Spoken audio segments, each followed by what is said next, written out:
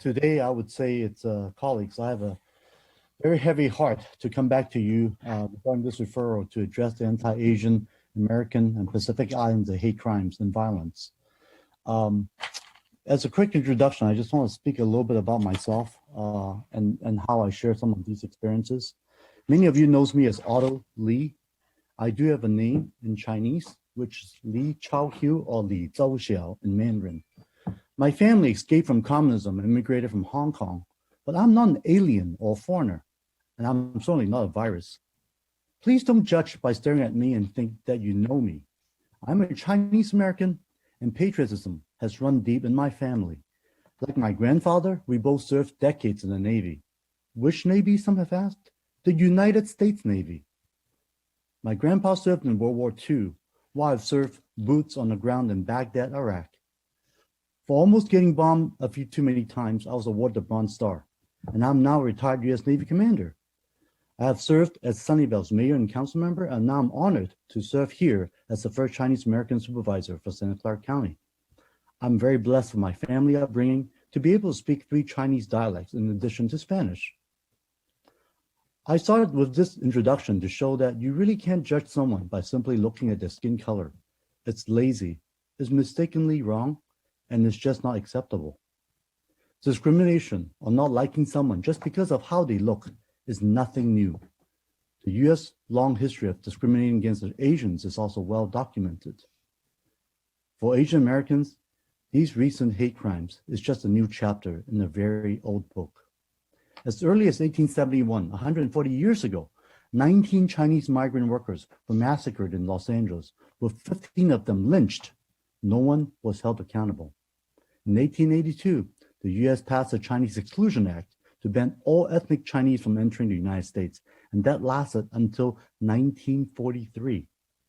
But the year prior to that, in 42, after Pearl Harbor was attacked from the Japanese Empire, the U.S. government forced over 100,000 Japanese Americans to internment camps, even though no Germans were ever interned. Let's be clear.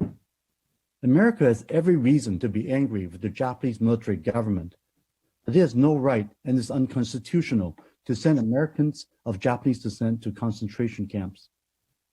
You have every right to dislike North Korean dictatorship or the Communist Chinese government, but you have no right to direct this hate to anyone in America that looks Asian. Since the COVID pandemic, some has called this the Chinese virus or Wuhan virus or Kung flu or whatever. But shortly after that, hate crimes have risen against Asian Americans with the stigma of being wrongly associated with this coronavirus. First of all, they were just dirty looks and verbal assaults, but the severity and frequency of these attacks have become more violent and increased dramatically. So 2 weeks ago, I brought a referral to this esteemed board to condemn the hate crimes against Asian Americans, which passed unanimously. But the very next morning, not even 24 hours, a Filipino worker was sexually assaulted at a Dirdon Station tunnel right here in downtown San Jose, with the man screaming despicable words like "F you Asian."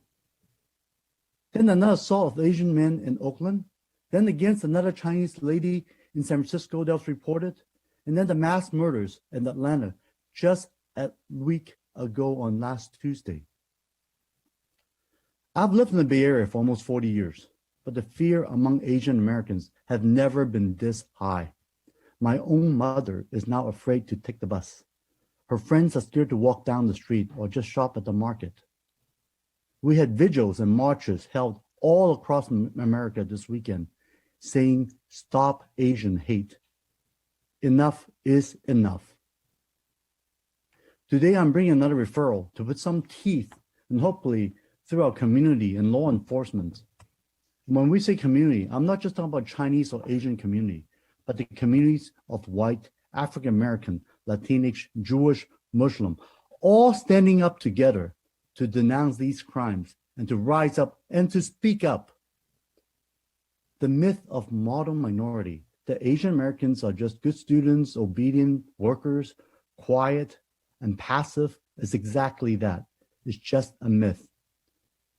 Asian Americans have now spoken loud and clear that we will not be silenced. Just like that Chinese grandmother in San Francisco, she's fighting back and her assailant had to be sent to the hospital. But she shouldn't have to even do that. Screaming, swearing, spitting, slapping, shoving another person just because they look Asian is not freedom of speech. It is a hate crime. Hate crime against one is hate crime against all of us.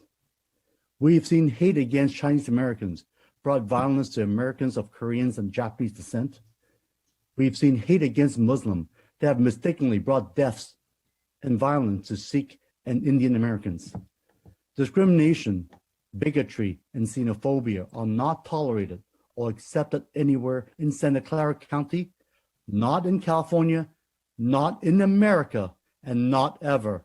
Hate is not born with, but hate is taught from friends, families, or from the social media. And that's why it's so important to have our schools teach that different cultures to better understand and appreciate our differences. And this is what makes Santa Clara County such a great place to live. The United States Congress is discussing the passage of the COVID-19 Hate Crime Act. And we here in Santa Clara County, with almost 40% or 800,000 Asian Americans living right here in our 15 cities, we must ensure that our residents feel safe living here. We need to adopt ways to better track and respond to hate crimes and train bystanders of how to react when they encounter anti-Asian American incidents. This Friday, March 26th, I heard from Congressman Judy Chu that we are trying to support a national day to speak out against anti-Asian hate.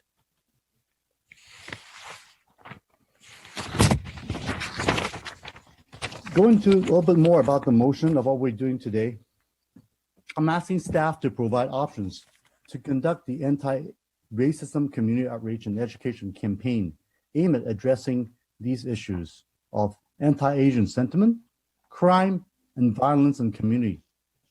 To get to a work plan, and hopefully we could get it ready by May 4th board meeting. I'm also asking staff to provide a progress update and recommendation on moving forward the recommended comprehensive work plan resulting from the 2016-17 hearings on rights of immigrants, immigrant hate crimes and violence. This also asks staff to provide a detailed federal and state legislative proposals to address these issues, to focus on racial justice and hate crime prevention to our Federal Affairs Advocacy Task Force on this April 7th meeting. And I would, of course, want to acknowledge Supervisor Ellenberg and all the stakeholders that participated in our community meeting around these topics just 2 weeks ago. And I also want to thank Supervisor Chavez for work, vigilance, and continued leadership with the Hate Crimes Task Force. And I think staff will stand to benefit by working in this lockstep with the task force wherever is possible. Supervisor Lee. Thank you. That was absolutely fantastic. I thank you for that. That was absolutely remarkable. Board members, before we're going to take that as your motion, Supervisor Lee. Second. Correct. We've got a second by Supervisor Simidian. We have a few speakers. Let's hear from them first. And then any other comments by supervisors, then we'll take a vote. Again, Supervisor Lee, thank you. That was absolutely spot on. Hate is wrong. Your history, your words, they were incredible. Thank you.